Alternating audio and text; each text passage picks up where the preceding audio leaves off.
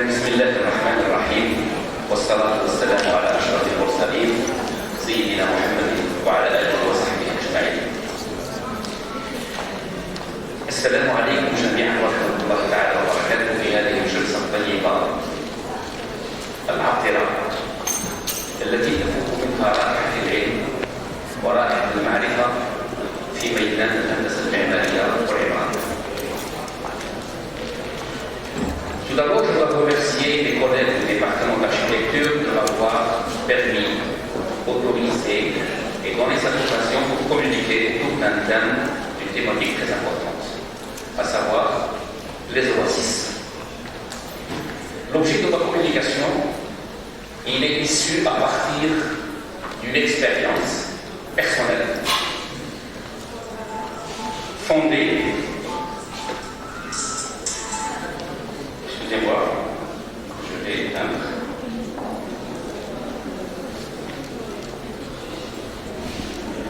Une expérience personnelle qui est fondée effectivement sur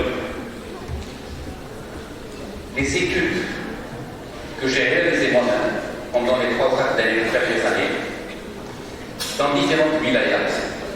Ces études concernent d'abord la prospective territoriale, ensuite l'attractivité territoriale et enfin l'aménagement de l'espace wilaya. J'ai réalisé plus de 15 études de wilaya. 15 études qui ont été faites de A à Z, qui ont été présentées dans les différentes wilayas avec messieurs les walis, avec messieurs tous les directeurs des exécutifs concernés. Je cite entre autres la wilaya de Mamabassel, La Croix, El-Oued, Ouargla, Biskra, Sila, Batna et j'en passe.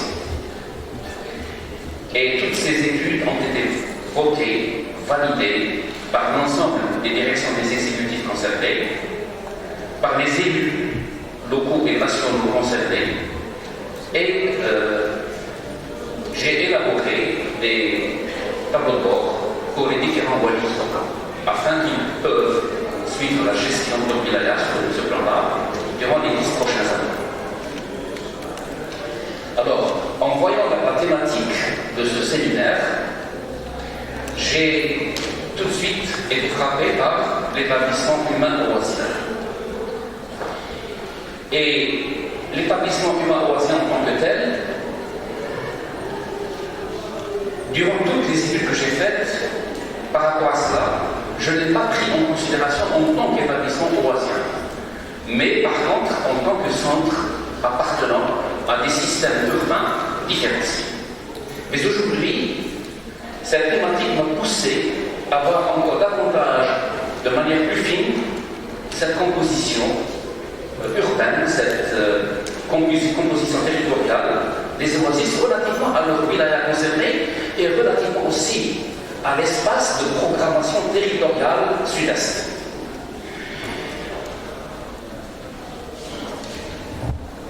Bien. Nous savons tous, parce que quand je parle de CERT, le schéma de l'espace de programmation territoriale sud-est, me ramène d'abord à le clarifier par rapport à ce qu'il ne connaissent pas. En Algérie, nous avons un grand nombre d'outils de planification urbaine qui sont le POS, qu'on connaît tous, le PDO, plan directeur d'aménagement et d'urbanisme, le schéma de cohérence urbaine, qui est relativement nouveau par rapport aux autres outils, le PAO, le plan d'aménagement des wilayas, les SRAT, qui est au nombre de 6. SRAT, donc c'est des schémas régionaux d'aménagement territoire qui couvrent toute l'Algérie et qui sont au nombre de 6. Et enfin, le SRAT, le schéma national d'aménagement territoire. Or, il se trouve qu'il y a quelques années, on a complètement substitué les SRAT par ce qu'on appelle les CERT, les schémas de l'espace de programmation territoriale, qui sont au nombre de 9 et qui ont remplacé les SRAT. Donc aujourd'hui, je vais parler de CERT. De CERT, de toutes les oasis qui se trouvent au niveau de ce CERT, du sud-est. Alors, j'ai essayé de dessiner la carte de l'Algérie devant vous en essayant de voir à peu près comment se répartissent les 9 espaces de programmation territoriale. Nous avons d'abord le secteur Roga-Bassini avec 2 wilayas. Nous avons le secteur sud-ouest. Nous avons le secteur au plateau ouest, le secteur nord-ouest, le secteur nord-centre, le secteur nord-est, le secteur au plateau est, le secteur au plateau centre et enfin le secteur sud-est, c'est sur lequel je vais communiquer aujourd'hui. Ce schéma de programmation territoriale, l'espace de programmation territoriale,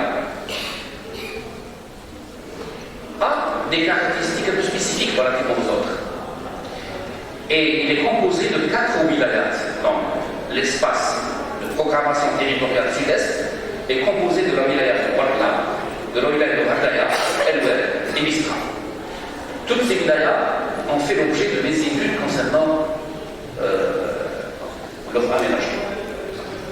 La superficie totale du secteur s'élève à 375 887 km², avec une population qui dépasse les 2 500 000 habitants, 42 daïras, 96 communes, 298 centres, et j'ai énuméré 155 oasis, établissements humains oasiens.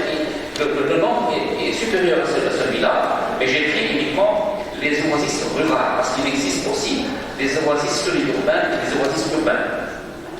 Il y a des villes oasiennes, des villes sahariennes, des villes au Sahara, comme vient de le dire mon collègue, M. le professeur. Alors, la première question qui me venait à l'esprit, c'est de voir quelle est la place des oasis dans l'espace de programmation territoriale sud-est. Sur le plan de la démographie d'abord, quelle est la place qu'occupent tous les établissements humains oasiens sur le plan démographique dans l'espace de programmation territoriale sud-est. Et alors, j'ai choisi le modèle américain pour pouvoir hiérarchiser de manière scientifique l'ensemble des centres de l'espace de programmation, y compris les oasis.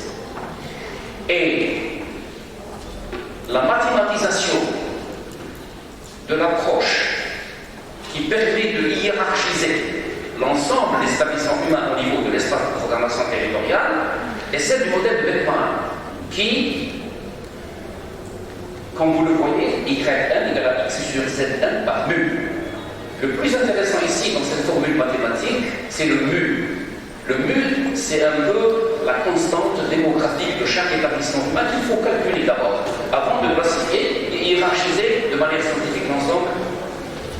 Si, d'ailleurs pour Beckman, la hiérarchisation et la cohérence d'un système urbain donné est prouvée à partir du fait de placer la ville primatiale comme étant la ville de référence par rapport à laquelle toutes les autres villes, tous les autres villages, toutes les autres oasis doivent être corrigés pour atteindre la cohérence.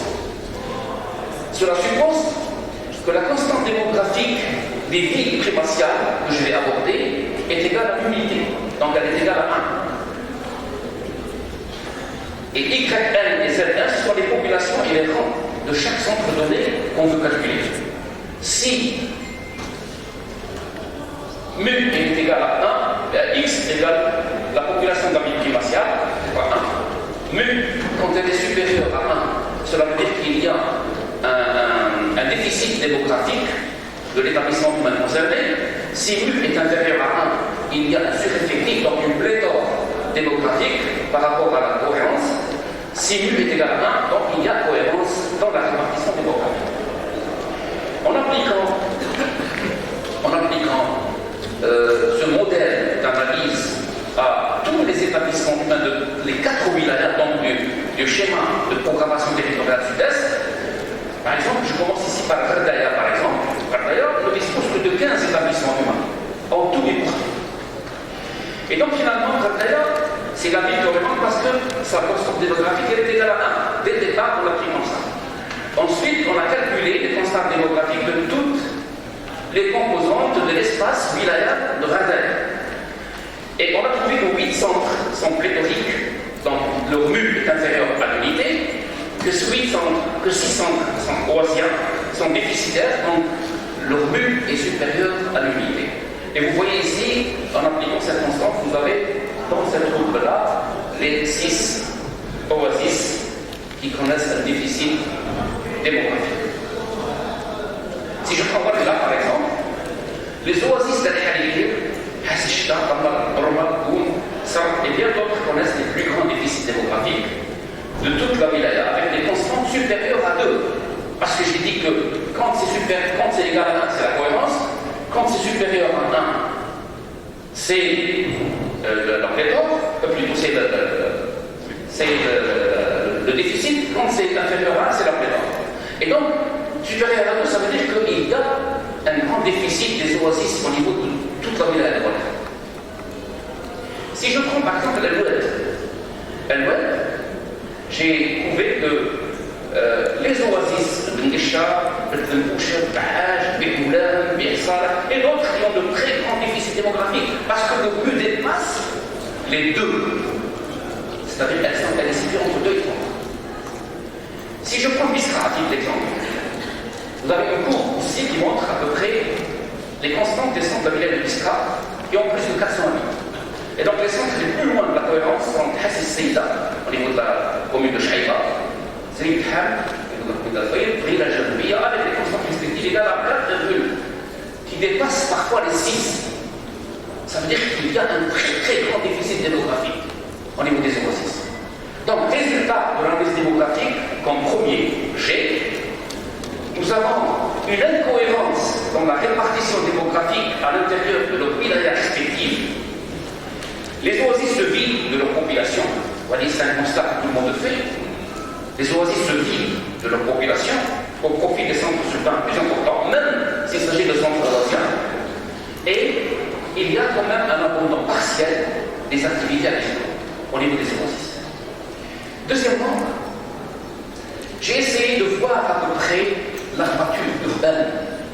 Je qualifierais ça d'armature spatiale, de l'ensemble des oasis de cet espace de programmation territoriale, en faisant recours à un modèle multicritère qui prend en considération 5 critères différents, donc les équipements fonctionnels existants, les activités commerciales de détail, les activités de dessert, le statut administratif de chaque établissement humain, ainsi que la population desservie par A, B et C, donc équipements, activités et activités de dessert. Et donc, finalement, il y a pas mal de niveaux que retrouver et qu'on peut superposer pour avoir un niveau synthétique. Si je commence par les oasis de Raga, et vous voyez ici que sur le plan des équipements, toutes les oasis de Raga sont très mal équipées. Et ils se retrouvent avec 9, 10, 16, moins de 20 équipements par oasis. Et encore, Rardaya a une spécificité, elle ne ressemble pas aux autres wilayas étudiés. Parce que le nombre d'établissements humains du système urbain, il est réduit à 15. Et donc, finalement, toute la planification, elle prend en considération quelque part les oasis, même si elles sont considérées comme étant le parent pauvre de la planification urbaine en Algérie. Si je prends par exemple là, la courbe de classification des centres de wilaya de selon la répartition des équipements fonctionnels existants, donne une bonne partie des oasis qui ont moins de 10 équipements. Alors que pour Biskra, qui est au niveau 8, donc niveau 8, synthétiquement parlant, c'est le niveau dans lequel on peut avoir plus de 39 ou 40 équipements urbains. Et donc, presque toutes les autres oasis sont au niveau 1. Ça veut dire qu'ils sont pratiquement très valides. Si je prends Alouette, par exemple, 21 oasis, chacune commune, entre 6 et 15 équipements. Et ça de ce fait au niveau de tout. Il s'agit entre autres de Terzoul, Sidi Amran, Rabah, Mogan, etc. Alors qu'au niveau 1 se projettent toutes les autres oasis qui ont moins de 6 équipements. Et vous voyez que si je fais une petite pause relativement à cela, je dirais que les oasis au niveau du cercle sud-est sont mal équipés et pour une grande partie très mal équipés. Deuxièmement, leur équipement se limite aux besoins de base, tels la mosquée, l'assainissement, l'AEP, l'école primaire, parfois une antenne administrative. C'est tout. Troisièmement, la plupart occupent les niveaux 1. Quelques-unes sont au niveau 2. Et très rarement, on trouve une oasis au niveau 3. Bien, maintenant, sur le plan du critère commercial, on peut faire une classification commerciale de l'ensemble des éléments qui constituent le système urbain de l'espace de programmation territoriale, mais il est impératif de ne pas faire cette classification par rapport au nombre de commerces non absolus, parce que cela ne traduit rien sur le plan scientifique. Par contre, j'ai essayé de calculer l'indice de Davis, c'est encore un autre modèle américain qui est utilisé pour pouvoir juger de la rareté commerciale plutôt que de la banalité commerciale.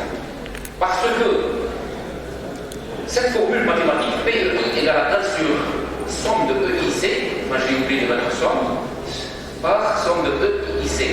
Le PEI c'est quoi? C'est le poids de chaque activité dans un centre donné. 1 sur EI c'est la rareté commerciale. EIC, somme de l'activité I dans le centre C, et on peut le calculer de cette manière. Ça, c'est un exemple avec des activités différenciées, avec des centres C1, C2, C3, C4, etc. La somme, puis la rareté, c'est 1 à chaque fois sur la somme, et ensuite, dans le deuxième tableau, on essaie de calculer les indices de Davis de chaque établissement.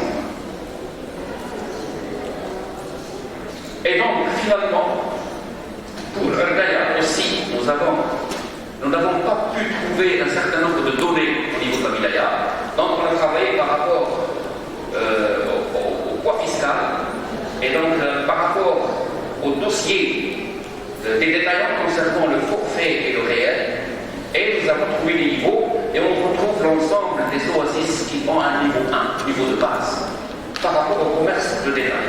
Pour voir que là, elle a un indice de Davis égal à 1,02, donc tout le monde, etc.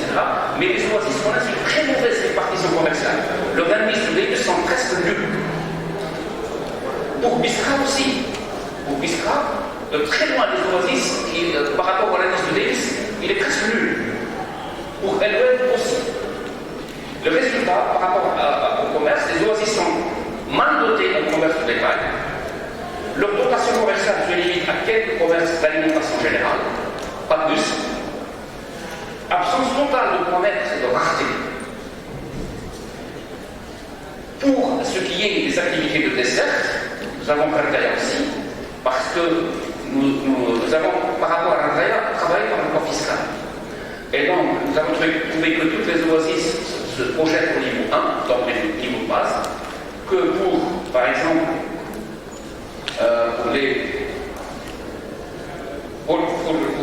excusez-moi,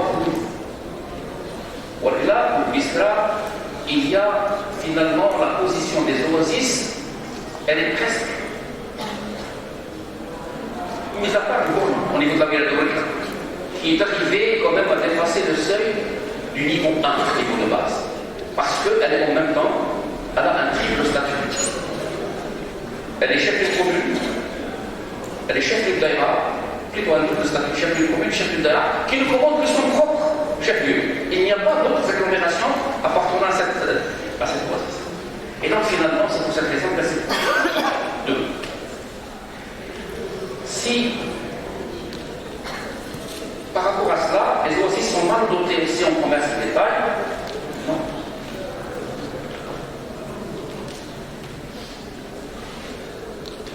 Les oasis du sud-est, par rapport à la fonction administrative, donc finalement, ils n'ont pas connu un développement conséquent relativement au statut administratif. Les rares oasis qui occupent le statut de chef de commune, pratiquement sont passés chef de... Ça se trouve sur les bouts des bois, ils sont passés chef de donner. Et donc, les résultats de la desserte, les oasis sont complètement démunis de commerce de gros. Les oasis qui disposent de marchés hebdomadaires ont des recettes insignifiantes. Et la plupart des oasis n'ont pas évolué sur le plan administratif, hormis quelques-unes. Il y a aussi la population desservie qui peut être abordée par un modèle aussi, qu'on appelle un modèle de calcul, qu'on appelle le modèle des isochrones.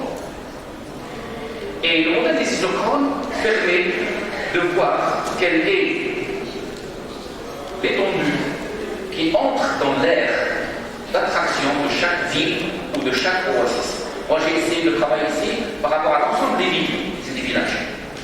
Et ce modèle-là permet, si par exemple nous avons un centre A, n'importe quel centre, et une route qui le relie à un centre B, et que pour pouvoir déterminer quelle est l'aire d'attraction ou d'attractivité de chaque centre, il est impératif de calculer chaque isochrone en allant de A vers B et en allant de B vers A, en suivant bien sûr le calcul de la rareté commerciale, parce que, et en changeant, en substituant la distance kilométrique qui sépare le centre A du centre B par le temps de parcours, ceci a nécessité des enquêtes auprès des chauffeurs de taxi, auprès des chauffeurs de bus, etc., etc. Et donc nous avons pu calculer toutes les aires d'attraction de chaque élément de composition du système urbain des 4 villages et donc, par conséquent, du système urbain de l'espace de programmation territoriale sud-est. Qu'est-ce qu'on a trouvé? Bien sûr, on faisait les limites d'influence, donc il faut tracer les limites d'influence de tous les centres, à travers les 4 villages. Donc, on a utilisé le modèle de Rayleigh, c'est un modèle aussi américain, qui veut dire que l'influence, elle est proportionnelle à la taille de chaque centre et inversement proportionnelle au carré de la distance qui le sépare d'un autre centre donné. Donc on a utilisé cela pour les calculs. On a essayé, P c'est la computation du centre, T c'est la distance, des procédures dans calculer l'influence de chaque centre en substituant la distance kilométrique par le temps de parcours. Ensuite, tracer les isochrones de chaque centre toutes les 2 minutes pour avoir une idée plus précise par rapport à l'aire d'influence. Fixer les limites temporelles entre les centres, convertir les limites temporelles en limites kilométriques, et donc on peut avoir avec exactitude quel est le nombre de kilomètres sur la route qui détermine le breaking point. Et enfin, je vais vous donner un exemple, comme j'ai fait ici, j'ai utilisé un logiciel mathématique qui s'appelle GeoGebra, qui m'a permis de donner ceci. C'est-à-dire, vous avez le point, le second c'est Gra. Et avec toutes les données que je viens de citer, avec le calcul des isochrones et avec l'intégration de ces calculs au niveau de logiciel mathématique GeoGebra, on a pu trouver la limite d'influence de chaque centre. Et vous voyez ici, la limite se situe entre de Gra et Gra, elle est au niveau de l'isochrone 44, par rapport de Gra à Gra, elle est située au niveau de l'isochrone 38. Et c'est à partir de là qu'on détermine avec exactitude l'étendue de l'influence de chaque centre relativement aux autres centres qui se trouvent au niveau de cette aire de planification. Donc finalement, même aussi j'ai essayé de travailler, là c'est un autre exemple ici, de Gra le Mnéa, et on a pu déterminer exactement où se trouve la limite d'influence de chaque centre. Et donc ça a été fait pour l'ensemble. Donc la population desservie de Kharkaya nous a démontré que les oasis qui se trouvent au niveau 1 desservent moins de 5000 habitants. Par rapport à Ouargla, la même chose. Toutes les oasis qui sont classées au niveau 1. Quelques oasis, telles que Nasr, Sidi Slimane, Agar, se trouvent au niveau 2. Pour Biskra, il y a aussi toutes les oasis, plus le Shofa, plus le Khatma, plus ces villages. Et vous voyez ici dans cette carte la répartition des aires d'influence par centre. Pour Elbed aussi, nous avons Sri, El Bisha et toutes les oasis qui sont au niveau 1. Quelques oasis se trouvent au niveau 2. Donc, résultat de la population desservie, donc les oasis de niveau 1 desservent moins de 5000 habitants, celles de niveau 2 desservent une population comprise entre 5000 et 10 000 habitants, et toutes les oasis assurent relativement les besoins quotidiens, je dis bien, le souligne relativement, les besoins quotidiens de leurs habitants. Donc, en essayant d'élaborer les pyramides d'Idiru par wilaya, nous constatons qu'il y a un grand problème qui se pose par structure spatiale. C'est ce qu'on appelle, c'est la radiographie des armatures urbaines de chaque wilaya concernée. Donc, vous avez devant vous la pyramide de Rataya, la pyramide de Istra, de Walda, et la pyramide d'El-Wed. Et vous voyez qu'il y a des hiatus au niveau sommital. C'est-à-dire qu'en principe, quand on a un centre primatial qui est en haut de la pyramide, cela nécessite qu'il y ait 3 centres au niveau inférieur, directement inférieur. Et 9 centres parce que la progression du pas fonctionnel, elle est égale à 3. C'est-à-dire que chaque centre doit commander 3 sous-centres, qui doivent commander 9 sous-centres, qui doivent commander la progression du pas, elle est égale à 3. Et donc on voit des structures urbaines au niveau des 4 systèmes, sous-systèmes du système espace de programmation territoriale sud-est qui souffrent sur le plan sommital. Ceci veut dire quoi? Ceci veut dire que l'ensemble des habitants des oasis vont court-circuiter tous les établissements pour tomber sur les grandes villes sahariennes. Et donc, résultat de la nature spatiale, nous avons 4 wilayas sahariennes qui ont des hiatus sommitaux. Les armatures spatiales des 4 wilayas sont malades et atteintes de macrocéphalie urbaine, si j'ose dire, et parfois de hypercéphalie urbaine. Que les oasis sont au bas de l'échelle pyramidale dans les 4 wilayas, que ce soit au niveau démographique, au niveau commercial, au niveau d'équipement, au niveau social, tout. Et que les oasis sont malades aussi de l'abandon de leurs habitants.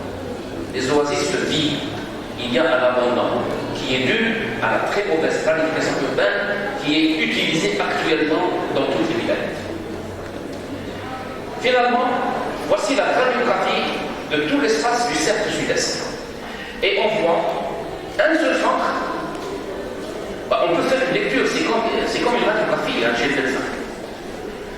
2 centres au niveau 8, un seul centre au niveau 7, cela suppose qu'il va y avoir au moins 27 centres au niveau 7, il n'y en a qu'un seul. Cela suppose qu'il doit y avoir plutôt un centre au niveau 9, il me faut dire 3 centres au niveau 8. Mais je peux comprendre ça si on a uniquement 2.